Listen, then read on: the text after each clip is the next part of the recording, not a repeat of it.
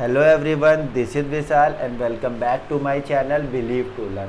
और आज हम आपके लिए लेकर आए हैं वैदिक काल के मोस्ट इम्पॉर्टेंट एमसीक्यूज़ जो आपको परीक्षा में डायरेक्ट 2 से 3 नंबर दिला सकते हैं। साथ ही साथ हमने आपसे वादा किया है कि हम परीक्षा के 5 से 10 दिन पहले ही अपना सारा सिलेबस कंप्लीट करा देंगे और आपको 1 से 2 बार रिवाइज़ भी करा देंगे। और साथ ही साथ हम आपको परीक्षा से पहले 10,000 के आसपास एमसीक्यूज़ सॉल्व करवाने वाले हैं। उसके अंतर्गत आपको model test paper, previous year question paper और अलग अलग बुक से एमसीक्यूज़ मिलने वाले हैं। अगर आप इनकी प्रैक्टिस कर लेते हैं तो आप 100% सिलेक्शन लेंगे। तो इसी क्रम में आज हम देखते हैं वैदिक काल के मोस्ट इम्पॉर्टेंट एमसीक्यू। तो जैसा कि आप देख पा रहे हैं, मैं थोड़ा जूम कर देता हूं। अगर हम बात करते हैं आज के अपने सबसे पहले प्रश्न की, तो सबसे पहला प्रश्न आपके पास दे रखा है कि समग्र वैदिक साहित्य में समाहित है। तो अगर हम वैदिक काल या वैदिक साहित्य की बात करें तो सबसे पहले आपको पता है कि वैदिक काल का मुख्यतः जो समय है वो 1500 ईसा पूर्व से लेकर के 600 ईसा पूर्व का माना गया है। और इसको 2 भागों में बांटा गया है। एक है आपका ऋग्वैदिक काल और दूसरा है आपका उत्तर वैदिक काल। तो ये बात आपको दिमाग में बैठाल कर चलनी है। चीज़ें थोड़ी थोड़ी अगर आप रिवाइज़ करते हुए चलेंगे, जोड़कर पढ़ते हुए चलेंगे, तो आपको आगे कोई समस्या नहीं होगी। अब हम बात कर लेते हैं कि इसका ऑप्शन क्या सही होगा। तो आपके सामने दे रखा है कि समग्र साहित्य में समाहित है। अगर समग्र साहित्य की बात करें तो आपको पता है कि ऋग्वेद के समय की बात अगर हम करते हैं, तो अगर ऋग्वैदिक काल की बात करते हैं तो उसका समय है 1500 ईस्वी पूर्व से लेकर के 1000 ईस्वी पूर्व तक। और उसमें केवल ऋग्वेद की ही रचना हुई थी। और ऋग्वेद के अंतर्गत हम लोगों ने क्या क्या जाना था, तो हम लोगों ने जाना था कि इसके अंतर्गत कुल मिलाकर 10 मंडल हैं। साथ ही साथ इसमें कुल कितने सूक्त हैं, तो कुल सूक्त हैं 1028। और अगर इसके बारे में आपको डिटेल में देखना है तो मैंने एक फुल कॉन्सेप्ट वाइज थ्योरी की क्लास का वीडियो सीरीज़ वाइज स्टार्ट किया है, तो आप उसे जाकर देख सकते हैं। 1 घंटे का है जिसमें आपको पूरी डिटेल के साथ वैदिक काल को पढ़ाया गया है। लेकिन यहाँ पर सवाल है कि समग्र वैदिक साहित्य में समाहित है। तो अगर हम समग्र वैदिक साहित्य की बात करेंगे तो उसके अंतर्गत आपका ऋग्वैदिक काल भी आएगा और साथ ही साथ उत्तर वैदिक काल भी आएगा। तो ऋग्वैदिक काल में तो केवल ऋग्वेद की ही रचना हुई थी। लेकिन अगर हम समग्र वैदिक साहित्य की बात करें जिसमें हम उत्तर वैदिक काल को भी सम्मिलित कर लेते हैं, तो अगर उसको देखा जाए तो उसके अंतर्गत आपके चारों वेद आएंगे, ब्राह्मण ग्रंथ आएंगे, अरण्यक आएंगे, उपनिषद आएंगे और वेदांग आएंगे। तो अगर हम इस प्रश्न का सही जवाब देखें तो इसका सही जवाब हो जाएगा डी, उपरोक्त सभी। तो आपको ये दिमाग में बैठाल के चलना है, क्या हो जाएगा, उपरोक्त सभी। अब हम नेक्स्ट क्वेश्चन को देखते हैं और थोड़ी स्पीड को बढ़ाते हुए चलेंगे। तो अगर हम बात करें कि बाल्य खिल्य सूक्त को मिलने पर बोला गया है कि बाल्य खिल्य सूक्त को मिलाने पर ऋग्वेद के सूक्तों की कुल संख्या 1028 हो जाती है। तो जो बाल्य खिल्य है वो मुख्यतः इनका क्या उपयोग था या इनका किस प्रकार प्रयोग किया गया, ये क्यों जोड़े गए ऋग्वेद में। तो सबसे पहले हम बात कर लेते हैं 4 ऑप्शन की। आपके पास 4 ऑप्शन दे रखे। ऋग्वेद के मुख्य अंशों का सार है। नंबर आपका सेकंड ऑप्शन है कि 11 विशिष्ट ऋषियों की जीवनी है। थर्ड ऑप्शन है कि ये वे अंश हैं जिन्हें परिशिष्ट के रूप में जोड़ा गया था। और चौथा ऑप्शन आपके पास दे रखा है कि उपरोक्त में से कोई नहीं। तो अगर हम ऋग्वेद की बात करें तो हमने आपको बताया था कि इनमें कुल मिलाकर के कितने मंडल हैं, तो इनमें कुल मिलाकर के 10 मंडल है। साथ ही साथ कितने सूक्त हैं, तो 1028 सूक्त हैं। अगर मैंने आपको ये भी बोला था कि आपसे अगर प्रश्न पूछा जाए कि सबसे ज़्यादा बार ऋग्वेद में किसका उल्लेख है, तो जन शब्द का कितनी बार है, 275 टाइम्स। और अगर हम बात करें कि इसका सही आंसर क्या होगा, तो इसका आंसर सही होगा सी। क्या है ये, अगर हम बाल्य खिल्य की बात करें तो ये है वे अंश जिन्हें परिशिष्ट के रूप में ऋग्वेद में जोड़ा गया था।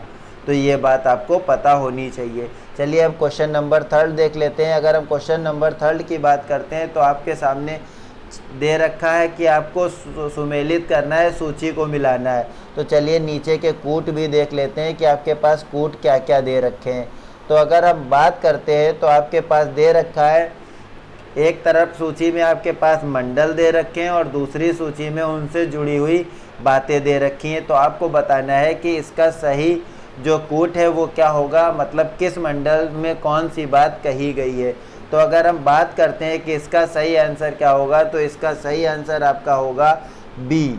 तो आप अब मिलान कर लीजिए कि कौन सा किससे सही है। अगर हम बात करें कि द्वितीय मंडल की, तो जो द्वितीय मंडल है उसका सही आंसर क्या है, तो उसका सही आंसर है ग्रत्सम।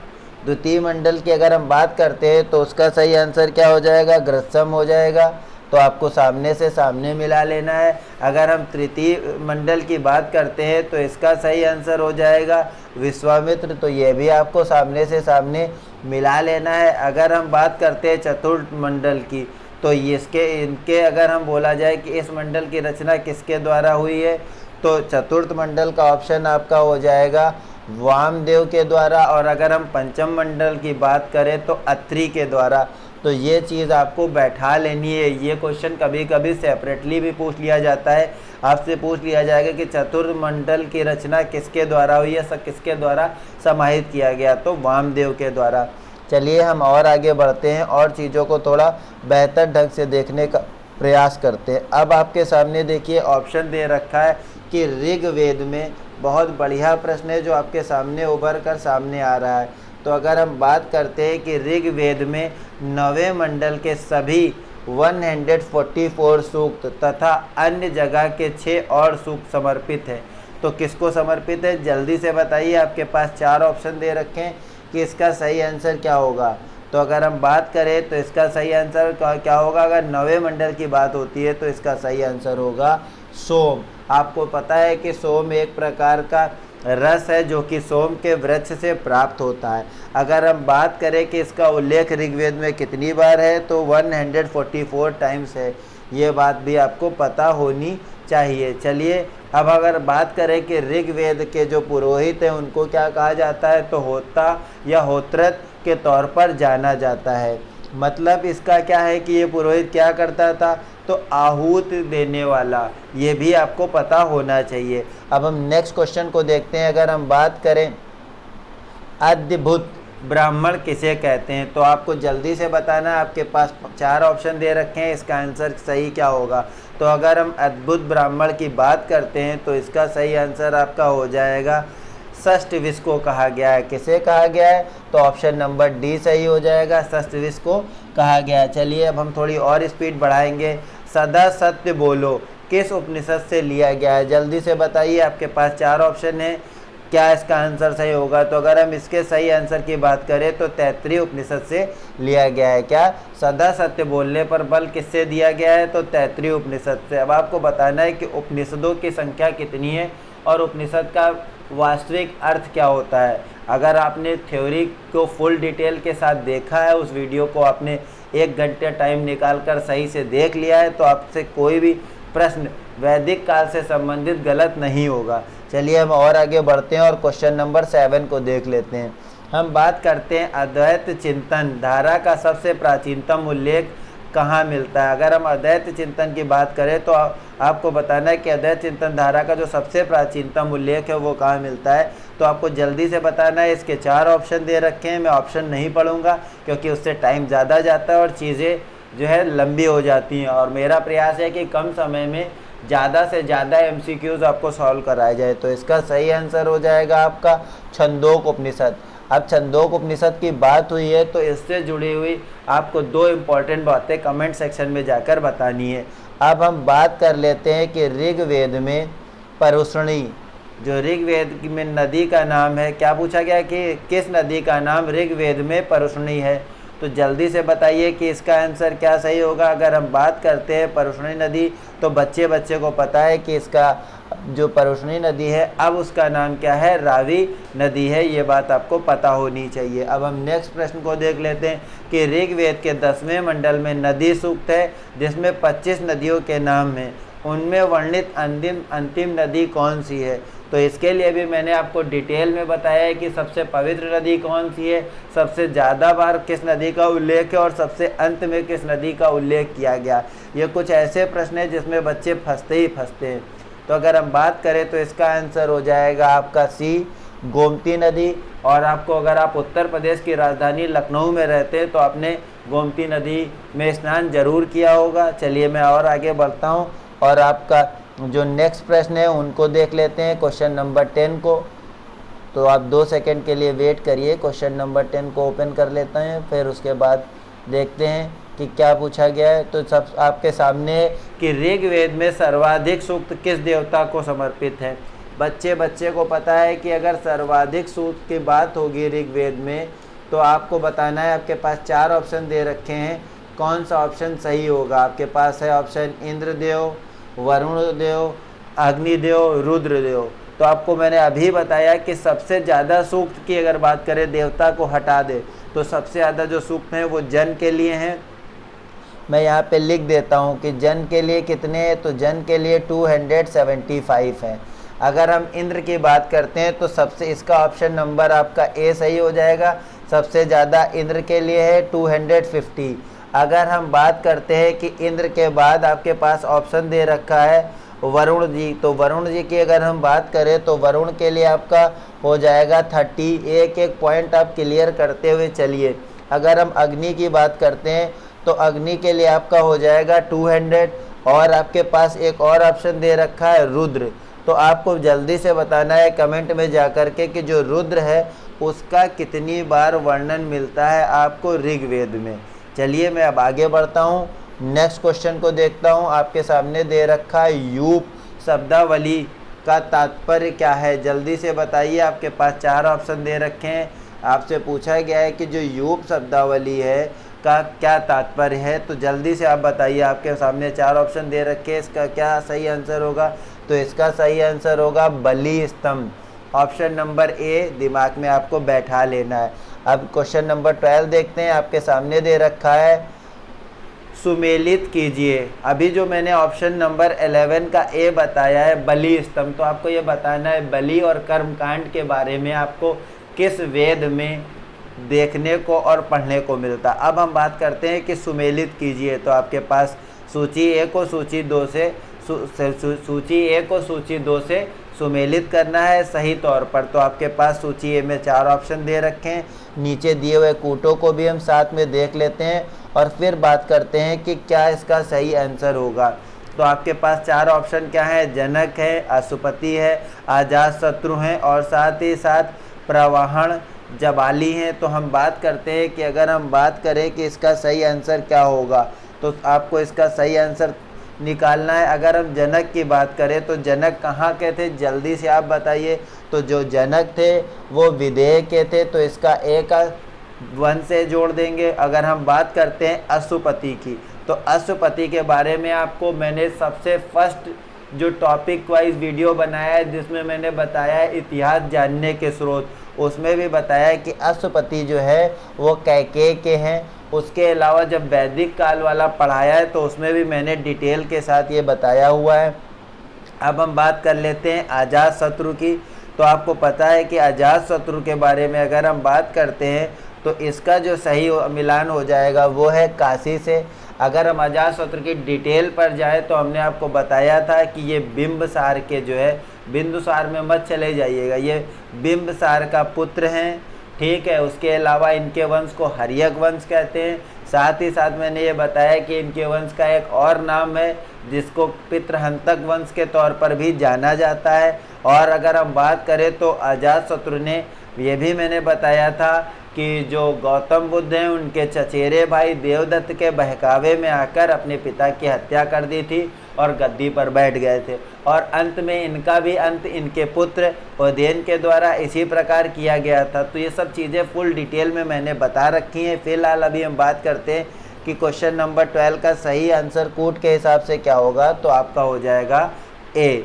ये बात आपको दिमाग में बैठा लेनी है। चलिए हम और आगे बढ़ते हैं और चीज़ों को बेहतर ढंग से देखते हुए चलते हैं। आपके सामने क्वेश्चन नंबर 13 दे रखा है, धनी शूद्रों का उल्लेख कहाँ से मिलता है। आपको ये पहले तो आपको ये बताना है कि अगर हम शूद्र की शब्द की बात करें या शूद्र वर्ण की बात करें तो मैंने आपको बताया था कि आपको बताना है, आपको मैं पहले बता चुका हूँ, आपको बताना है कि जो शूद्र वर्ण है उसका सर्वप्रथम उल्लेख कौन से वेद में मिला है और किस सूक्त में मिला है। तो यहाँ पर पूछा गया है कि धनी शूद्रों का उल्लेख कहाँ मिलता है। तो अगर हम बात करते हैं कि इसका ऑप्शन क्या सही होगा, तो इसका सही ऑप्शन हो जाएगा मैत्रेयी संहिता में। ऑप्शन नंबर सी दिमाग में बैठा लीजिए। ये सब क्वेश्चंस ऐसे हैं जो कई बार एग्ज़ाम में पूछे गए हैं और बच्चे इनको गलत करके आते हैं, इसलिए आपको तैयार रखना है और गलत नहीं करना है। अगर हम आपको बताएं तो अगर इसमें कुछ चीज़ें मैं अपने पास से ऐड करूं तो ऋग्वेद के 10वें मंडल के पुरुष सूक्त में सर्वप्रथम शूद्र शब्द आपको देखने को मिलता है। कौन से वेद में? तो ऋग्वेद के 10वें मंडल के पुरुष सूक्त में। लेकिन अगर धनी सूत्रों की बात होगी तो ये हो जाएगा मैत्रेयी संहिता में आपको इसका उल्लेख मिलेगा। चलिए हम और आगे बढ़ते हैं और क्वेश्चन नंबर 14 देख लेते हैं। विवाह प्रथा किसने स्थापित की थी? तो अगर हम बात करें कि इसका सही आंसर क्या होगा, तो इसका सही आंसर हो जाएगा सी। कौन से ऋषि थे? तो ये थे ऋषि दीर्घतमा, जिन्होंने विवाह प्रथा को प्रारंभ किया था। अब हम क्वेश्चन नंबर देख लेते हैं 15। ऋग्वेद में वासगे वाय क्या था? तो अगर इसकी हम बात करें तो इसका सही आंसर हो जाएगा वस्त्रों को बुनने वाला, क्योंकि ऋग्वेद में मुख्यतः संस्कृत भाषा का प्रयोग बहुत बेहतर और बड़े ढंग पे किया गया है। तो बहुत सारे शब्द ऐसे हैं जिनके अर्थ भी मैंने बताया कि गेहूं को क्या कहा जाता है, गाय को क्या कहा जाता है, घी को क्या कहा जाता है, बैल को क्या कहा गया। सारे शब्दों के अर्थ भी हमने अपने फुल डिटेल थ्योरी क्लासेस में बता रखी हैं, तो प्लीज़ आप जाकर देखें और इस बात को दिमाग से निकाल दें आप कि आप बेहतर नहीं कर सकते हैं। आप ज़रूर बेहतर करके आएंगे, हमारा इस बात का दावा है। चलिए हम और आगे बढ़ते हैं और बात करते हैं क्वेश्चन नंबर 16 की। कुशीद और वेकनाट शब्द संबंधित हैं। तो आपके पास 4 ऑप्शन है किससे संबंधित हैं। तो अगर हम वैदिक काल की बात करेंगे तो उस समय जो ऋण व्यवस्था थी उनके जब आप उनकी बात करेंगे तो उसमें आपको ये 2 शब्द सुनने को मिलेंगे। तो ऋण के व्यवसाय से संबंधित, जैसे कि आपने अभी भी सुना होगा, लोग क्या करते हैं, कर्जा देते हैं और उस पर ब्याज या सूद के तौर पर वसूल करते हैं। तो ये बात आपको अगर हम बात करें कि इसका सही आंसर क्या होगा, तो इसका आंसर नंबर ए सही होगा। अब देखिए ऋग्वेद का सबसे ऋग वैदिक काल और उत्तर वैदिक काल के जो कुछ इम्पॉर्टेंट क्वेश्चंस हैं उनमें से एक वैदिक काल का सबसे इम्पॉर्टेंट प्रश्न है क्वेश्चन नंबर 17। आपके सामने दे रखा है 10 राजयुद्ध। ये क्वेश्चन कम से कम 3 से 4 अलग अलग पेपरों में, कभी टीजीटी हिस्ट्री में, कभी पीजीटी के हिस्ट्री में, कभी आपको नेट जीआरएफ के हिस्ट्री में और कभी कभी आपको जीआईसी हिस्ट्री के क्वेश्चन पेपर में देखने को मिलना है और मिलता आ रहा है। तो हम इसके सही आंसर की बात कर लेते हैं। तो अगर हम 10 राजयुद्ध की बात करें तो आपके पास दे रखा है कि ऋग्वेद के 7वें मंडल में, ऑप्शन बी दे रखा है ऋग्वेद के 8वें मंडल में, और फिर आपके पास दे रखा ए और बी दोनों में, और फिर आपके पास ऑप्शन है ऋग्वेद के 4थे मंडल में। तो 4थे मंडल में तो ऐसा कुछ है ही नहीं। अब हम बात करते हैं 7वें और 8वें मंडल दोनों को मिलाकर ये बात कही गई है। तो इसका सही आंसर क्या हो जाएगा, ए और बी। मैंने आपको बताया है कि 7वें 8वें मंडल में किन बातों के बारे में बताया गया है। और साथ ही साथ अगर हम बात करें कि जो हमारी वैदिक सभ्यता है वो कैसी थी, ग्रामीण थी, और आर्य क्या थे, 5 कुनबे थे, कबीले थे, उनके नाम भी बताए हैं और उनका पूरा कॉन्सेप्ट भी आपको क्लियर कराया है, तो आप उसे भी जाकर देख सकते हैं। चलिए हम और आगे के क्वेश्चन देखते हैं और क्वेश्चन नंबर 18 को देख लेते हैं। अगर हम बात करें कि ब्रह्मवादिनी ऐसी महिलाओं को कहा जाता था जो क्या कहा जाता था, 4 ऑप्शन दे रखे हैं। तो इसका ऑप्शन नंबर बी सही होगा। आजीवन अविवाहित रहकर शिक्षा ग्रहण करती थी, जो मुख्यतः वैदिक समय में शिक्षा ग्रहण और शिक्षा के प्रचार प्रसार में लगी रहती थी। अब हम बात कर लेते हैं क्वेश्चन नंबर 19 की। अगर हम बात करें कि अथर्ववेद के अनुसार कृषि का प्रथम अनुसंधानकर्ता कौन था, तो इसका सही आंसर आपका हो जाएगा पृथुवैन्य। कौन हो जाएगा, पृथुवैन्य। तो आपको ऑप्शन नंबर बी को रट लेना है, क्योंकि ये आपको सवाल परीक्षा में इस बार देखने को मिल रहा है। आयोग दिन पर दिन परीक्षा के लेवल को कठिन करता चला जा रहा है, तो आपको इस बात को भी ध्यान में रखना है। अब हम बात कर लेते हैं क्वेश्चन नंबर 20 की। उधर क्या था। तो अगर हम उदर की बात करें तो इसका सही आंसर क्या होगा, जल्दी से बताइए। इसका आंसर होगा सी, अनाज मापने का बर्तन, जिसके द्वारा अनाज मापा जाता है। मैंने बोला है कि मैंने बहुत सारी चीज़ों के अर्थ को बताया है, तो आप वहाँ जाके देख लेंगे तो इस तरह के सवालों में आपको समस्या नहीं होगी। चलिए अब हम बात कर लेते हैं कि गधे का सर्वप्रथम उल्लेख कहाँ मिलता है। तो आपको बताना है कि सर्वप्रथम कहाँ मिलता है, जल्दी से बताइए। आपके पास 4 ऑप्शन दे रखे हैं, ऋग्वेद में, मैत्रेयी संहिता में, अथर्ववेद में या शुल्क यजुर्वेद में। तो अगर हम बात करते हैं कि इसका सही आंसर क्या होगा, तो इसका सही आंसर होगा ए, ऋग्वेद में। ऋग्वेद को पूरी डिटेल के साथ एक एक बातों के साथ पढ़ाया है, तो आप वो भी जाकर देख सकते हैं। अब हम बात करते हैं सादा नीरा। तो आपको बताना है कि सदा नीरा क्या है। आपके पास 4 ऑप्शन है। अगर हम बात करें कि इसका सही अर्थ क्या है, तो वो एक नदी है। क्या है, नदी। ये बात आपको दिमाग में बैठा लेना है। अगर हम बात करें उष्णी, उड़ीसी क्या है, तो इसका सही आंसर क्या होगा। अगर हम क्वेश्चन नंबर 23 की बात करें तो ये एक प्रकार की आर्यों के द्वारा इस्तेमाल में की जाने वाली पगड़ी थी। वो भी आर्यों में जो आर्यों का अर्थ ही क्या, श्रेष्ठ या कुलीन वंश के, लेकिन जो उसमें उच्च पद में थे उनके द्वारा इस्तेमाल की जाने वाली पगड़ी की यहाँ पर बात हो रही है। चलिए अब हम क्वेश्चन नंबर देख लेते हैं 24 और बात करते हैं कि ऋग्वेद में ग्राम शब्द 13 बार उल्लेख किस संदर्भ में हुआ है। तो आपके पास 4 ऑप्शन है, जल्दी से इन ऑप्शंस को देखिए और बताइए। तो अगर हम बात करते हैं कि इसका सही आंसर क्या होगा, तो ऋग्वेद में ग्राम शब्द का 13 बार उल्लेख युद्ध की एकत्रित जनजाति इकाई के संदर्भ में किया गया। इसका ऑप्शन नंबर सी सही होगा। चलिए अब हम बात कर लेते हैं और क्वेश्चन नंबर 25 की। तो आपके सामने दे रखा है कि ऋग्वेद में ब्राह्मण का उल्लेख 15 बार है, क्षत्रिय का 9 बार है, वैश्य और शूद्र का क्रमशः कितनी बार है। जल्दी से बताइए कि वैश्य का कितनी बार है और शूद्र का कितनी बार है।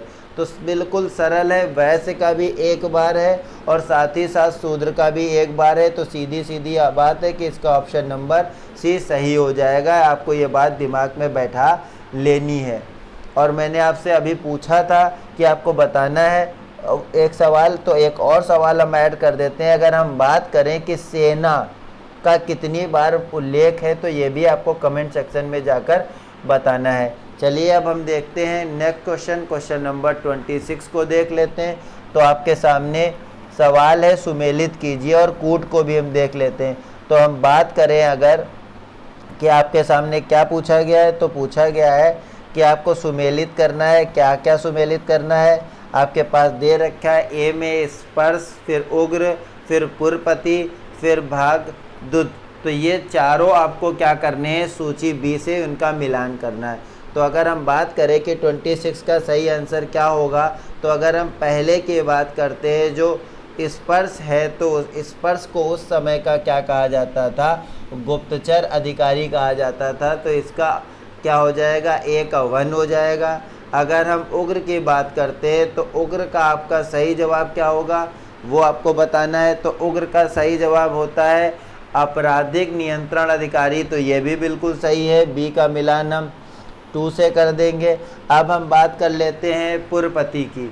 तो पुरपति की अगर हम बात करें तो मिट्टी के किले का नायक होता था। तो ये भी आपको पता होना चाहिए। देखिए ये सवाल आपको कितना कंफ्यूज करने वाला, कोई भी बच्चा कभी ये नहीं लगाएगा कि कूट 1 और कूट 2 जो है दोनों के आंसर आमने ही सामने वाले सही हो जाए। इन्होंने क्या किया, सभी ऑप्शन के सामने डायरेक्ट उनके सही आंसरों को रख दिया है। बच्चा कुछ ना कुछ अपना दिमाग लगा के सोचेगा कि यार 1 के सामने ही उसका सही आंसर कैसे होगा, और इसी कारण बच्चा इस सवाल को गलत कराएगा।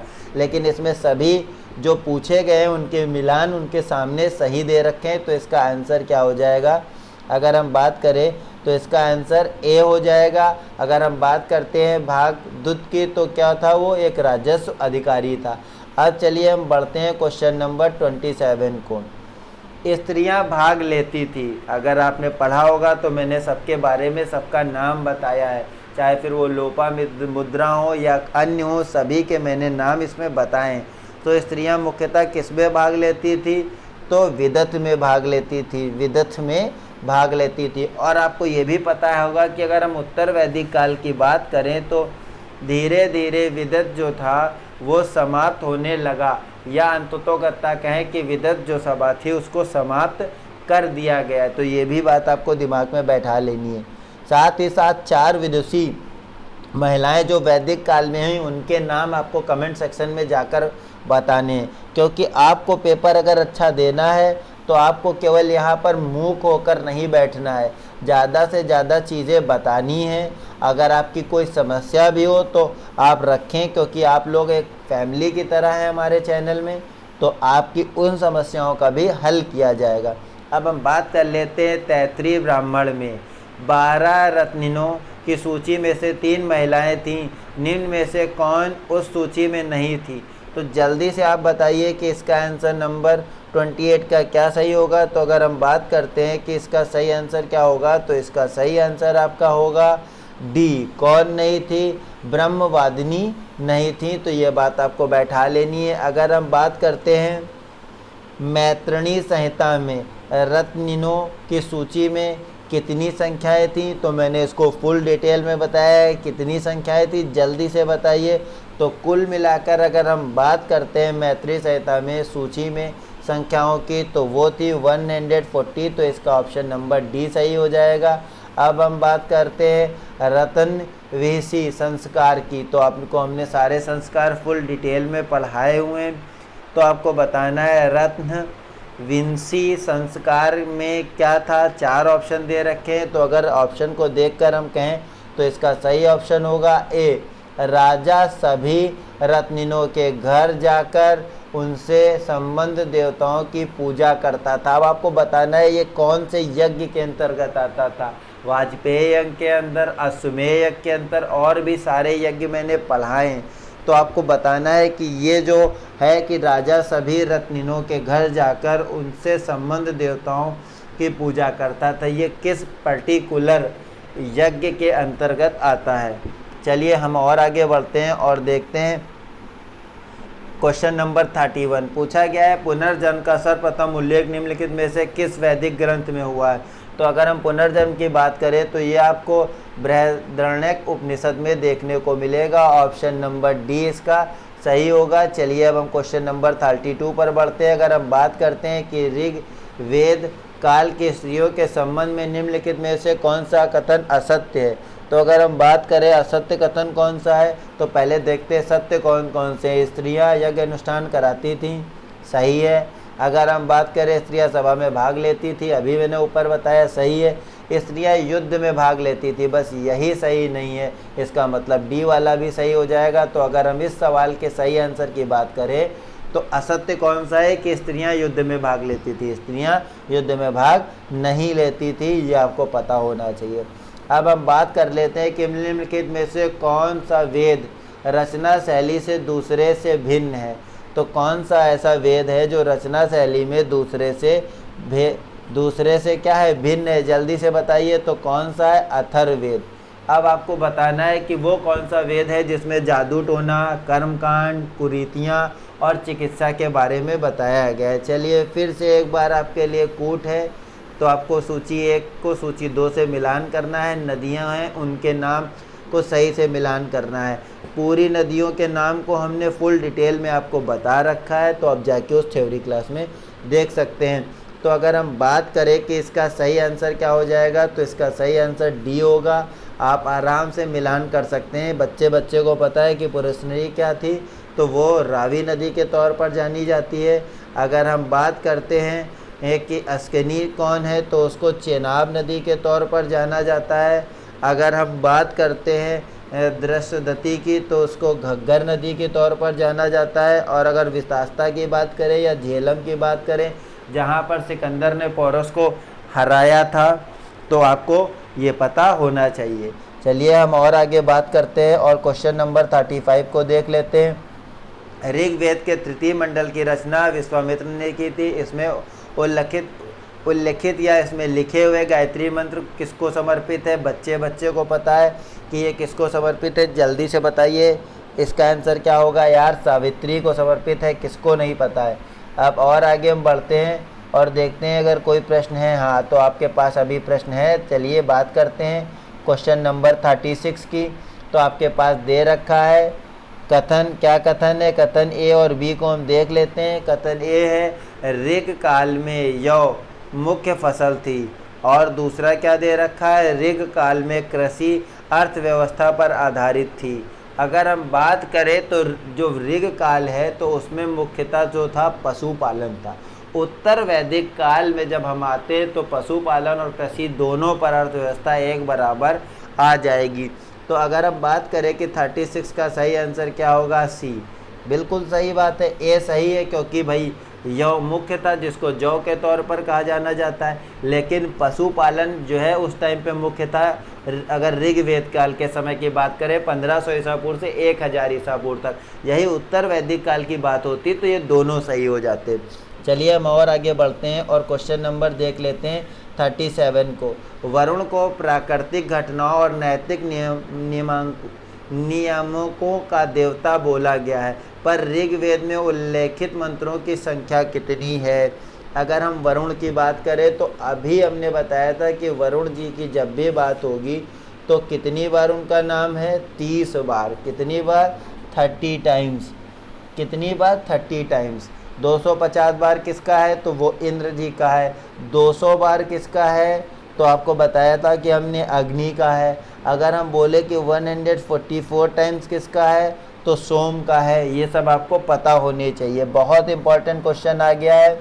अगर हम बात करें 38, माई फेवरेट दे रखा है बोगज कोई अभिलेख में उल्लेखित आर्य देवता।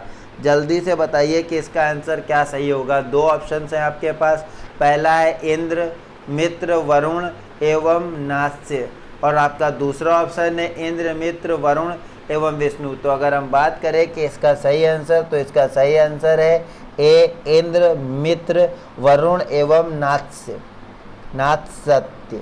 तो ये भी आपको पता होना चाहिए, ये परीक्षा में कई बार गलत हुआ, 80% बच्चे इसको गलत करके आए हैं। चलिए अब हम और आगे बढ़ते हैं और बात कर लेते हैं क्वेश्चन नंबर 39 की। तो आपके पास दे रखा है ऋग्वेद काल में लोगों के पूजा पाठ का क्या उद्देश्य था। तो अब मैंने इसको फुल डिटेल में बताया है। क्या उद्देश्य था? भौतिक समृद्धि प्राप्त करना। क्या उद्देश्य था?